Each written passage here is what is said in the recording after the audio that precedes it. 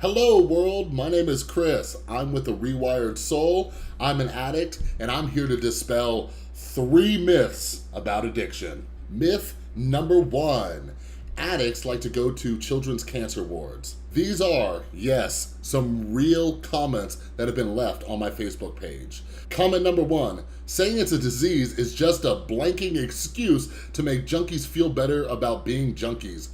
Go tell a child with cancer you have a blanking disease where you choose to shoot up drugs. See how much blanking sympathy you get.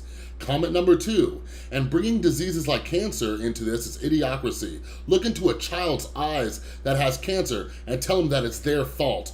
Whoever believes this, crock of blank, is a blanking idiot.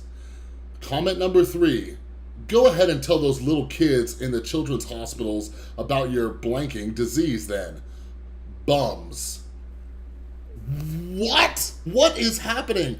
I do not know who started this rumor, but us addicts, even when we're in active addiction, our hobby is not going around to children's cancer wards and being like, "What's up, bro? I got a disease." Like, nobody does that. And if for some reason a drug addict and a kid with cancer were in the same room, there would probably a whole lot of compassion coming from both sides, because both are terrible, terrible things. But we need to get rid of this idea that junkies are walking around into cancer wards looking children in the eyes and saying, my disease is worse than yours.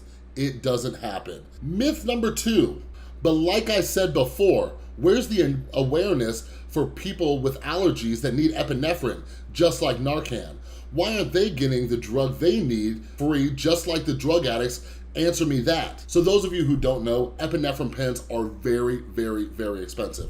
If you watch my video on Narcan, I talked about how this medication is very expensive. If you talk to that guy in Ohio, he says it's so expensive that people should die. This argument that keeps popping up is that we should let addicts die. They shouldn't get Narcan. Look at people who have to pay for other medications.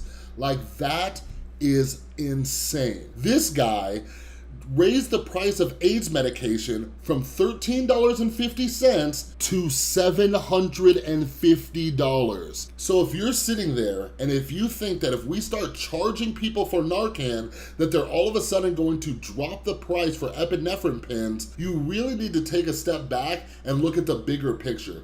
The biggest problem in our country today is that everybody is fighting for the last piece of pie instead of wondering why the pie isn't bigger for everybody. Myth number 3, the fact that people are out here trying to compare one life to another, it's extremely sad that we as a society have to do something like that. To say that one life is more valuable than another is insane. Like, do I think that there should be more money towards cancer treatment? Yes. Do I think that epinephrine pens should be cheaper?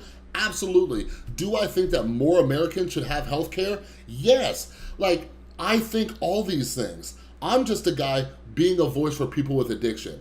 And that's why you need to get out there, find the cause that you want to fight for, and fight for it. There's a whole lot of changes that need to happen in this country, but when we start going after each other, the people who actually make the decisions, they're nowhere to be found. Why don't we say that they're all terrible diseases?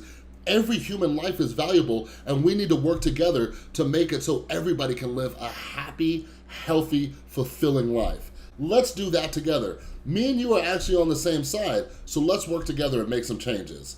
Thanks. If you like this video, please share it with other people. Let's end the stigma. Let's quit arguing and bickering, and let's work together to make changes that help everybody. This is Chris with the Rewired Soul. Don't forget to subscribe to me on YouTube, and I will see you later.